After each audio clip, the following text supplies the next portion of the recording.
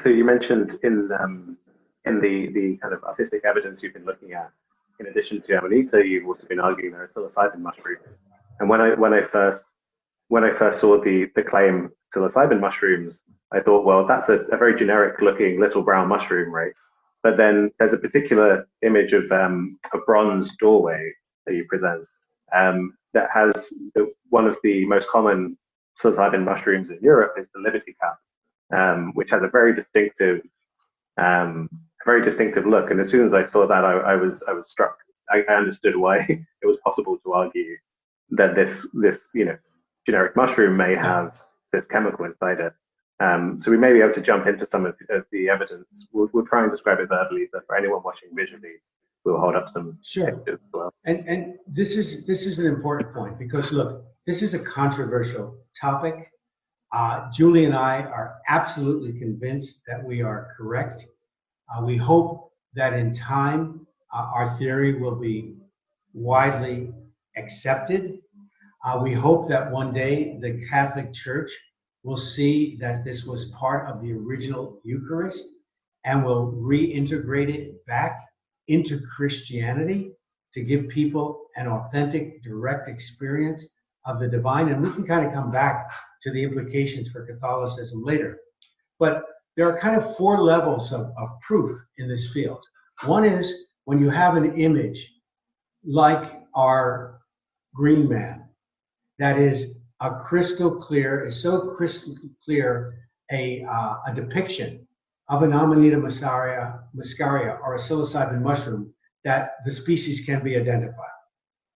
The other one, the second one, is a stylized mushroom that very much looks like an Amanita or a psilocybin, and also the context around it gives credence to the fact that it is a psychoactive mushroom. The third are texts that either very clearly, as in some cases we have found, or symbolically appear to refer to a psychoactive experience in the Bible. And the fourth one that's just recently emerged and been made prominent in the book by Brian Marescu, The Immortality Key, which uses archaeochemical analysis to show that there was a psychoactive ergot present in the Eleusinian mysteries in praise of Demeter and Persephone, the goddesses Demeter and Persephone, in an ancient Greek colony. And this kind of evidence was not available when Wasson and early researchers were doing their work. So this becomes the first hard scientific evidence related to the Liberty cap mushroom. So the psilocybin mushroom is broad-based.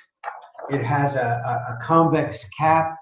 It has a broad cap. It has white dots on it. It may have little clusters of Amanita growing around the base. And we'll get into the interpretation of this Garden of Eden scene later. By contrast, the psilocybin mushroom, which is shown here in a sculpture, a metal bronze sculpture from Hildesheim, Germany, from the Church of St. Michael's, this convex-shaped psilocybin mushroom has a nipple-like top and also is striated in the sense that it has lines around the cap and layers around the cap. And this is very much characteristic of a psilocybin mushroom. What is particularly amazing, this sculpture was made by Bishop Bernouard, no marginal figure in the Catholic Church. He was the bishop of the Holy See of Hildesheim. He was a tutor to Otto III, the Holy Roman Emperor. He became sainted after his death by the Catholic Church. He was a church builder, a mathematician, and a metallurgist. And he made this Christ column that shows the different stages of Jesus's life, from the baptism to his entry into Jerusalem. And this is an amazing scene, the Transfiguration. It's one of two scenes in the Bible where a miracle happens to Jesus, not that a miracle that Jesus is doing.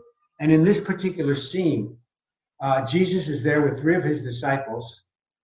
2 biblical figures appear, and the presence of God comes out luminously through the clouds. And God's voice speaks to the older prophets and to his disciples and says, "This is my beloved Son. Hear him well." And what's amazing in this Christ column, which is about 13 feet high and 3 feet wide, and the images are sculpted around it in a helix that goes from the bottom, winding all the way to the top, is that in about 7 of the images there are these very prominent liberty cap psilocybin mushrooms. Do you have the image? There's another, I think it's a Garden of Eden image from the same church with these liberty cap mushrooms. Yes, there are other images from the church. There are Bishop Bernard was known as the Millennial Bishop because he lived at the 1,000-year mark. And, you know, people, of course, in early Christian times believed that Christ was going to return in their lifetime.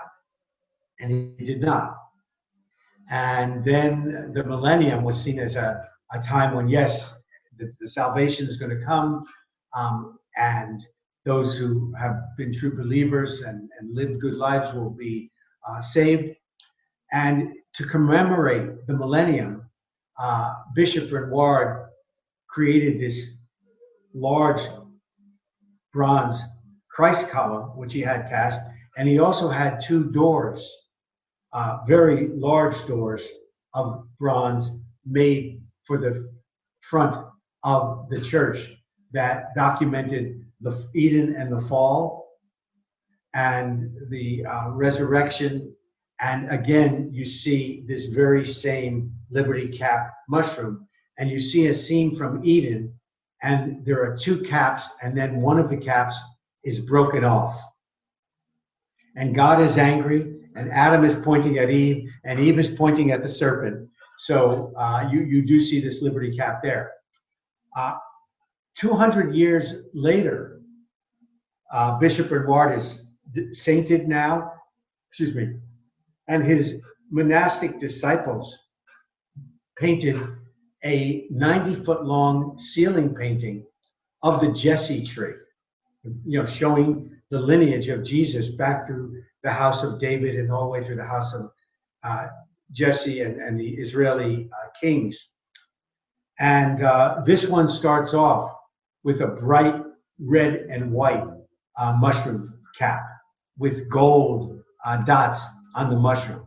It is the only place in all of Christendom where the Jesse tree does not start with Jesse, but starts in Eden with a rondelay with a background of a giant red and white Amanita mushroom cap. I think with all of these issues of you know, the link between psychedelics and religion, I remember I must have been a teenager first learning about psychedelics, and I remember early on one of my first thoughts was, well, that's what the forbidden fruit is. It seems so symbolic of that you're eating some naturally occurring thing that makes you like a god from this tree of knowledge of life and death. So I think it totally makes sense that if you're going to see it anywhere, you would see the evidence in these Garden of Eden frescoes. Yes, and not only that, I mean, we saw that one there that I showed you in Plain Corralt. That was the point of contention between Wasson and Allegro. And we saw other mushroom images, literally one 5 miles away from Plain Corralt in the Abbey of Saint Savin. And then when we drove, Julie and I, 2 miles east of Plain Corralt, we came to the Church of Saint Martin de Vic in central France. And we walked into the choir, and we found quite a few images. And Julie grabbed my arm and looked at this fresco here. And this is the scene of Jesus entering Jerusalem.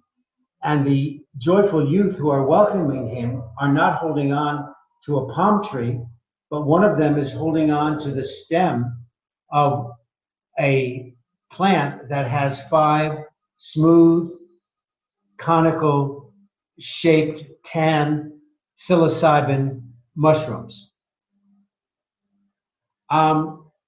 We've turned to the right in this choir part of the church, and Jesus is moving right towards the towers of Jerusalem. And there, painted on the top of the towers of Jerusalem, are other men cutting down with a long knife, cutting through the stem of this same psilocybin mushroom plant. What's amazing about that is that this image is right over this fresco of the Last Supper. But this Last Supper is certainly not a Passover meal. There is no wine on the table. There's no bread, because bread would be eaten in loaves. And you see this, what could be slices of mushroom caps with the same kind of long knives that were used on top. And Jesus has this otherworldly. Now, one can say, well, this is all kind of interesting speculation and interpretation. However, when you look down at the hems of the disciples, you see that the artist has prominently painted mushroom caps symmetrically into the hems of the disciples' robes.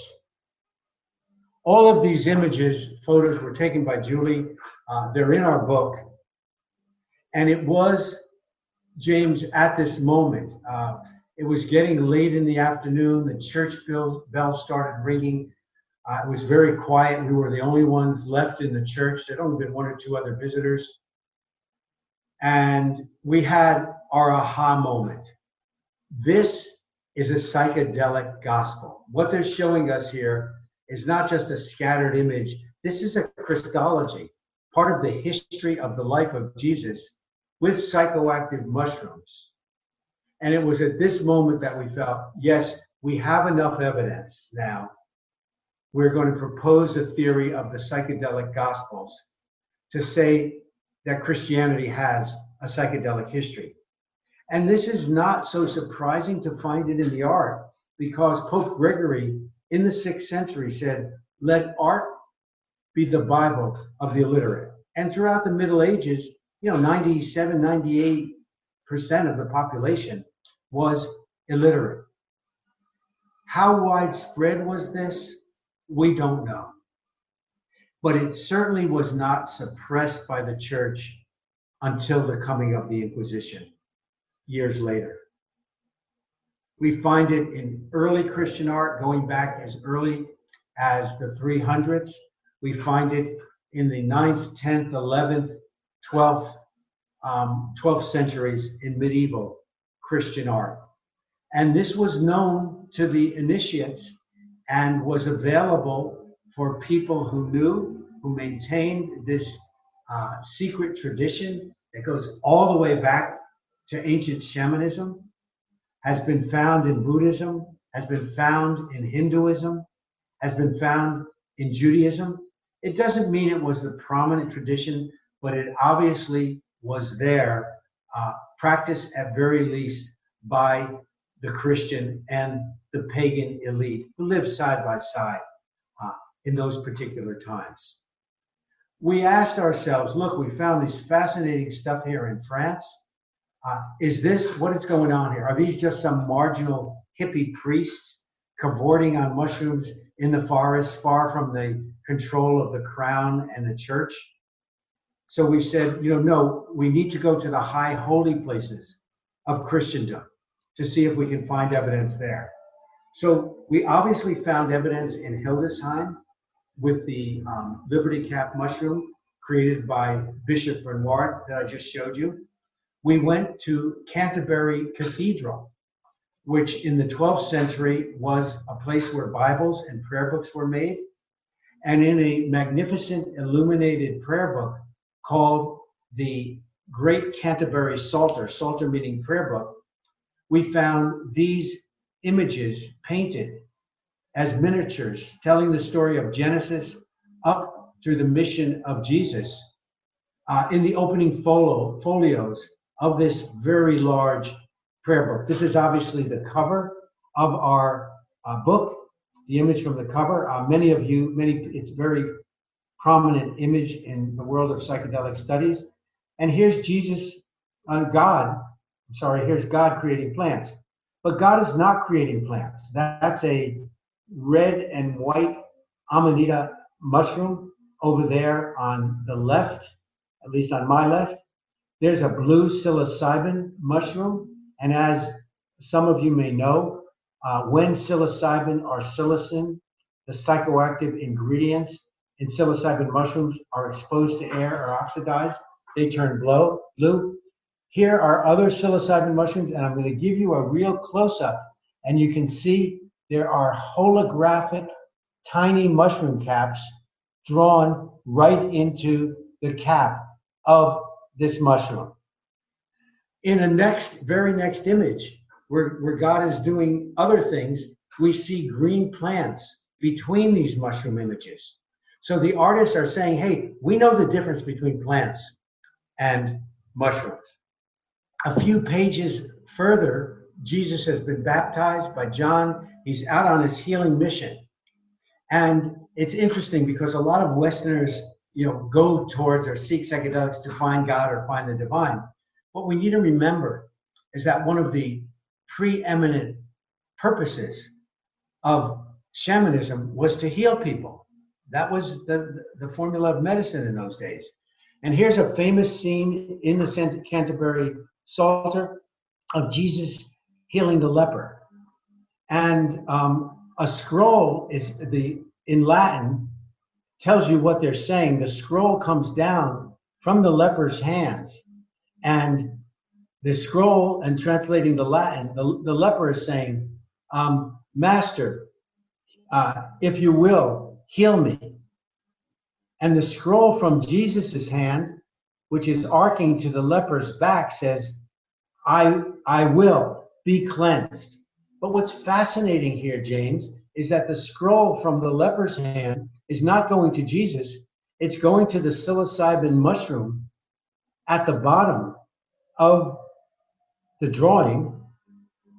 And Jesus is standing sort of suspended over the mushroom. And we believe this is the artist telling us the significance of psychoactive mushrooms, which they wouldn't have described in those words, in the healing process. So we've found evidence not only in tiny churches and abbeys, but we also have found it in high holy places such as Canterbury Cathedral, Hildesheim, and also in, if I can find that image here, in Chartres Cathedral. As a scientist, I have the kind of luxury of having evidence I can play around with in the present moment. And when we turn to these kinds of questions, we're dealing with an entirely different methodology. I'm kind of interested in the challenges you face in how you end up proving this, because once you see it in a certain way, you see this evidence through a certain lens, but presumably you come up across people who are seeing, without the kind of way you're looking at it, and they're just not convinced. Is the challenge to just discuss, debate, and try and just move the conversation forward? Surely.